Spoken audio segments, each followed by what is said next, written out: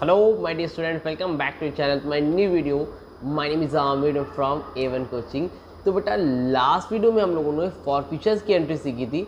आज की वीडियो में बेटा हम लोग देखेंगे कि री इशू की एंट्री कैसे पास करते हैं और पूरा का पूरा कंप्लीट कॉन्सेप्ट हमारा पूरा हो जाएगा। और उसके हम लोग फुल प्रेस क्वेश्चन करेंगे एक्सेप्ट प्रोराटा वाला जो टॉपिक बचा है ओवर सब्सक्रिप्शन वाला, वो आपको मैं कराऊंगा। उससे पहले आपको बाकी सारे कॉन्सेप्ट आज की वीडियो के बाद कंप्लीट हो जाएंगे और आपको उम्मीद करता हूँ यहाँ तक अच्छे से समझ में आया होगा। अगर आप लोग 90 डेज स्ट्रेटेजी फॉलो कर रहे हो तो आप अपने साथ ही साथ अपने जितने भी फ्रेंड्स वगैरह उनको भी शेयर करो ताकि उनका भी बेनिफिट हो सके और वो 90 डेज़ के अंदर एटलीस्ट 80% कम से कम ला सके, चाहे वो अकाउंट्स हो, चाहे कॉमर्स, चाहे इकोनॉमिक्स। चलो जल्दी से स्टार्ट करते हैं बेटा। तो हम लोग पढ़ रहे थे बेटा इशू ऑफ शेयर, जिसमें हम लोगों ने फॉर फीचर एंट्री देख ली थी। आज हम लोग देखेंगे री इशू की एंट्री क्या होती है, फिर इसके साथ हम लोग पूरा फुल फ्लेज क्वेश्चन में भी देखते हैं। ठीक है, तो री इशू का मतलब होता क्या है पहले ये समझो। देखो मान लो कोई भी शेयर था, क्या था बेटा, कोई भी शेयर था। जैसे पता नहीं मैंने 1000 शेयर इशू किए। कितने शेयर इशू किए बेटा? 1000 शेयर्स इशूड।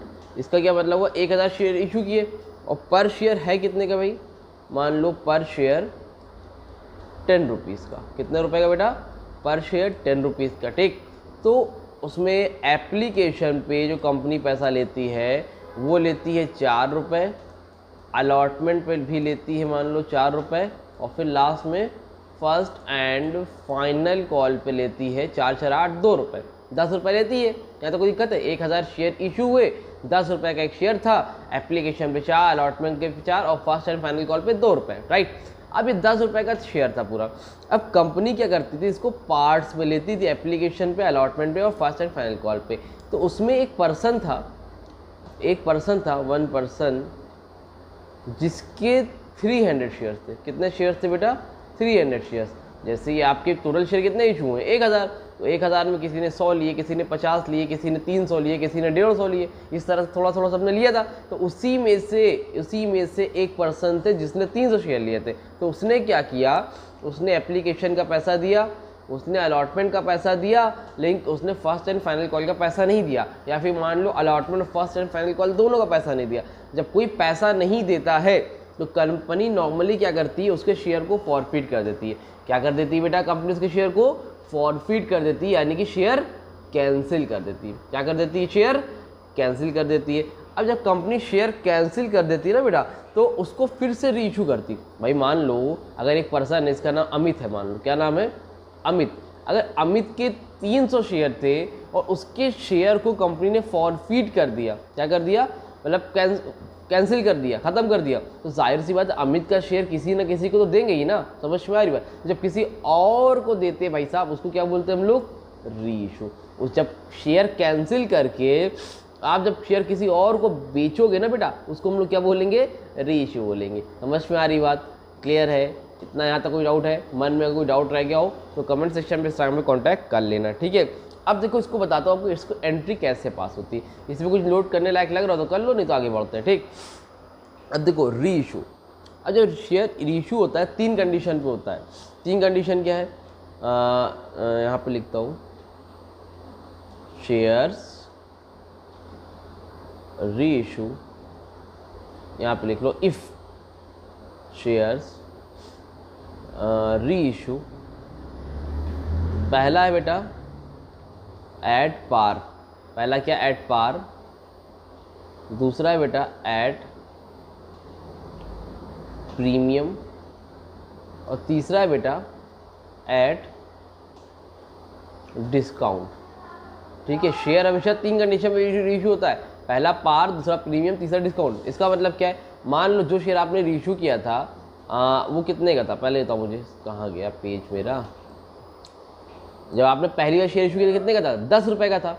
आप दोबारा उसको री इशू कर रहे हो। ठीक है, अगर 10 वाला शेयर 10 रुपये का री इशू कर रहे हो, कितने का? 10 वाला शेयर 10 रुपये का री इशू कर रहे हो किसी और को, उसको बोलते हैं पार।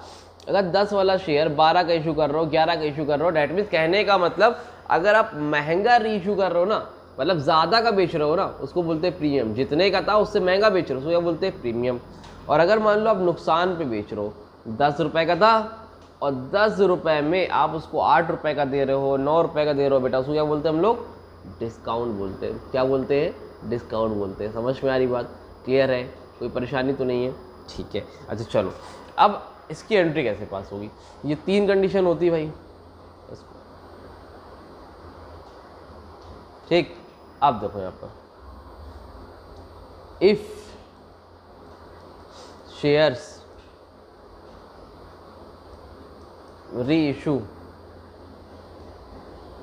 एट पार, अगर शेयर री इशू होता है, अगर शेयर री इशू होता है पार पे, तो एंट्री क्या होगी? पहली एंट्री होगी बेटा बैंक अकाउंट डेबिट। क्या होगी बेटा? बैंक अकाउंट डेबिट टू, क्या होगी? Bank on debit to share capital account. क्या होगी बेटा? Bank on debit to share capital account. ठीक है।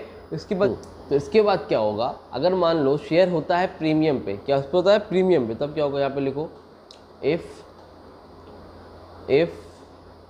शेयर्स री इशू एट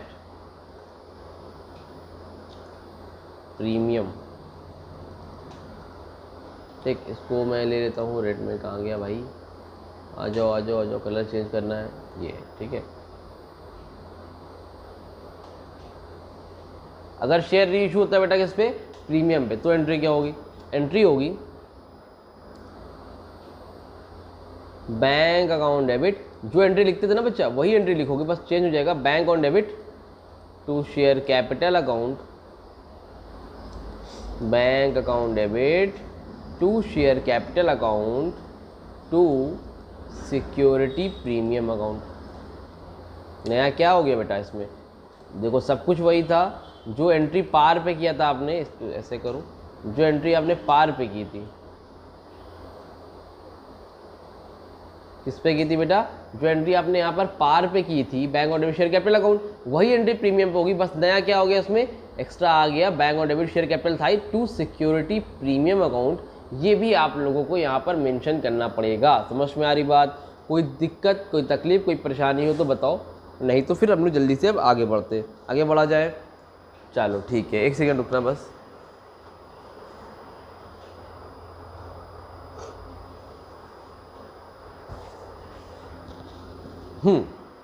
ठीक है, स्क्रीनशॉट ले लिया। चलो आगे बढ़े। ठीक है। तीसरी कंडीशन है बेटा, अगर शेयर री इशू होता है डिस्काउंट पे। किस पे? डिस्काउंट पे। तो देखो, इफ शेयर्स री इशू एट डिस्काउंट, अगर बच्चा हम लोग शेयर को री इशू कर दे किस पे? डिस्काउंट पे। किस पे इशू कर दे भाई साहब? डिस्काउंट पे, तो एंट्री क्या होगी? तो बेटा एंट्री होगी री इशू डिस्काउंट पे करने की, देखो बैंक अकाउंट डेबिट। देखो वो दो चीज़ तो रहेगी ही रहेगी जो हमेशा रहती है, bank on debit to share capital account. Bank on debit to share capital account. ठीक। अब एक चीज़ देखो इसमें नया क्या है, bank on debit share capital account लिखोगे लिखोगे, बस बीच में यहाँ पर आ जाएगा डिस्काउंट है, तो डिस्काउंट में डिस्काउंट नहीं लिखोगे, क्या लिखोगे? Share for future account debit. इसका मतलब कुछ बात समझ में आई? ये बोल रहे हैं बेटा कि अगर डिस्काउंट पे इशू करते हैं तो एंट्री होती है bank on debit share capital account, mention कर देना बीच में शेयर फॉर फ्यूचर अकाउंट। लेकिन उसी जगह पे जब प्रीमियम पे होती थी तो प्रीमियम पे क्या लिखते थे? Bank on debit share capital तो लिखते ही लिखते थे, नीचे सिक्योरिटी प्रीमियम। और जब पार पे होती थी तो bank on debit to share capital account. तो सिंपल है, पार पे हो तो यही लिख दो, प्रीमियम पे तो यही एंट्री लिख के क्रेडिट में सिक्योरिटी प्रीमियम लिख दो। और अगर डिस्काउंट पे इशू होती है तो बैंक टू शेयर कैपिटल लिखोगे ही लिखोगे, और बीच में share for future account debit भी मेंशन कर दोगे। समझ में आ रही बात? कोई तकलीफ, कोई परेशानी तो नहीं है? क्लियर है? ठीक है। चलो, तो अगर इशू तुम्हारा डिस्काउंट पे होगा तो एंट्री होगी bank on debit share capital account, और डेबिट साइड में लिख देना share for future account debit. I hope आपको अच्छे से क्लियर होगा। अब ये सोचोगे सर शेयर फॉर फ्यूचर क्यों लिखा, शेयर डिस्काउंट क्यों नहीं लिखा? देखो फॉर फ्यूचर बेटा इसलिए लिखा कि यहाँ पर देखो, सबसे पहले जब मैंने आपको बताया, अच्छा फॉरफिट की एंट्री, फॉरफिट की एंट्री याद करो। फॉरफिट की एंट्री क्या होती है? यहाँ पे लिखता हूँ मैंने आप लोगों को बताया था पिछली कल वीडियो में कि एंट्री थी, फॉरफिट की एंट्री की बात कर रहा हूँ। ये share capital account debit to calls in arrear account, यही होती है ना फॉरफिट की entry. Share capital account debit to calls in arrear account to security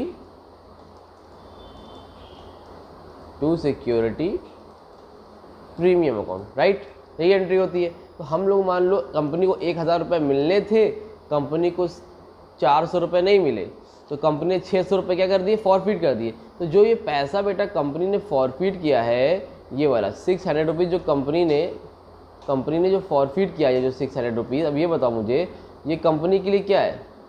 ये जो पैसे हैं 600 रुपये कंपनी के लिए क्या है? कंपनी के लिए तो बेनिफिट है ना। अरे सॉरी, सिक्योरिटी प्रीमियम नहीं, यहाँ पर कॉल से arrear to share for future account लिखना है। क्या लिखना है? Share for future, by mistake मुझसे लिख दिया। कौन सा है, एक सेकेंड रुको, इसको रफ कर देता हूँ,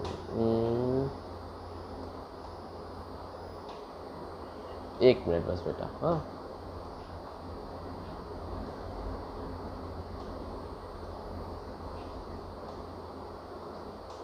हो गया रेस भाई, जल्दी से हो जाओ भाई, चलो ठीक है। अब देखो एक चीज़, share capital account debit to cost and account to share for future account, क्या लिखते हैं बेटा? शेयर फॉर फ्यूचर अकाउंट लिखते हैं, ठीक है। अब मान लो कंपनी को 1000 रुपये मिलने थे, तो हमने शेयर कैपिटल जितना मिलना था वो शेयर कैपिटल में, जो पैसा नहीं मिला वो कॉस्ट इन एरियर में, तो मिला कितना? 600 रुपये मिला। तो जो 600 रुपये मिले थे तो कंपनी ने उसको क्या कर दी, फॉरफिट कर दी। कंपनी ने बोला तुम जाओ यहाँ से, तुम्हारा शेयर कैंसिल, और जो तुम्हारे 600 रुपये थे ना उसको भी हमने जब्त कर लिया। ये बात समझ आ रही है? ठीक है।